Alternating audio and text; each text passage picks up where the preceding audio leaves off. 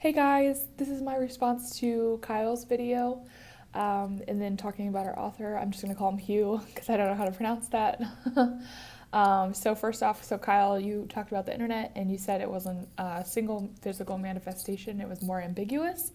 And then you used the phrase interconnected communication, which I thought was really cool. So just some things in your video that I really liked. Also, too, the video that you posted. The narrator was really funny, but it was very informational as far as the technology speak of what the cloud actually is. I think you're right. A lot of people don't really understand it, which is weird because we pretty much all, like if you have an iPhone especially, and I'm only saying that because that's the only reference that I have for it, but if you have any sort of technology, you're kind of using it anyways. But I know Facebook uses it a lot. And then like Instagram and a lot of our social media accounts, obviously. I know Google Mail and Google Docs specifically, because that's what I've used in class when working on like group projects. They use the cloud. So there's a lot of things in our day to day that I think a lot of people don't think of that involves using the cloud. So, anyways, so kind of when talking about a sovereign nation and whether the internet like falls into that, I thought was a really interesting question that our author chose to focus on. So being a sovereign power is having no governance, which I don't think that's true about the internet. I think, and especially with the idea of net neutrality, how that's kind of been a discussion lately, I think a lot of people want to think that the internet is ungoverned, and I think to a certain extent it totally is. But at the same time, you also, well, outside of the US, you have a lot of nations that actually don't have net neutrality. The biggest one I found when I was researching was Portugal, but there are a ton others. And so it kind of creates this divide, this like pay to play kind of way of using the internet, and also this divide in class. So you see a lot of classism with obviously wealthier people having more access to stuff, and then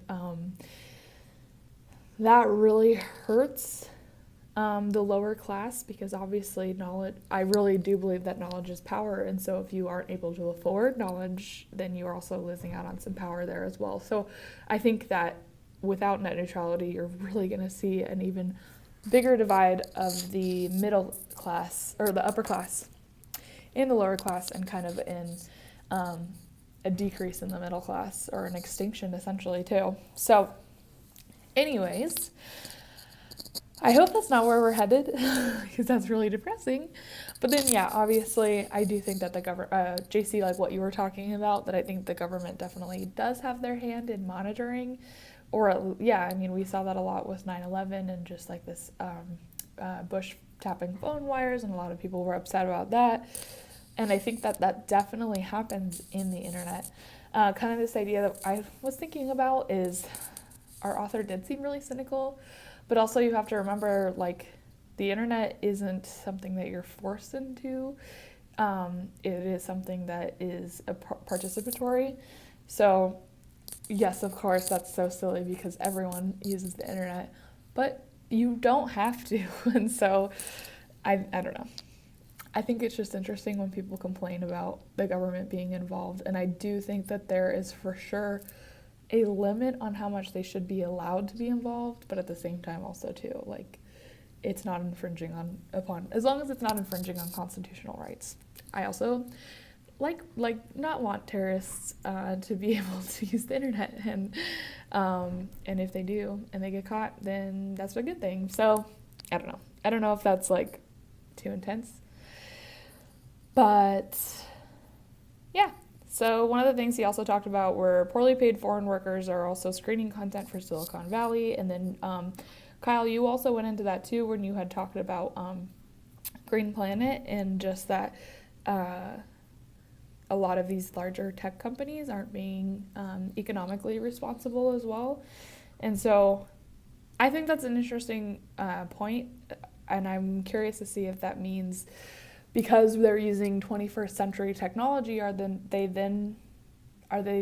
therefore responsible for keeping up with 21st century politics, as far as like, hey, don't kill the planet, and being politically responsible? I think the answer is yes to that question. And I think that if you're going to be a giant in the tech industry and have some sort of hand in that, then yes, you do need to be socially, politically, economically responsible for your footprint. And so I think that's kind of interesting how that conversation came up when we're just talking about the cloud. So yeah, I look forward to your guys' other videos. I know I rambled a little bit, but it's a really good discussion. So thank you guys. Have a good one.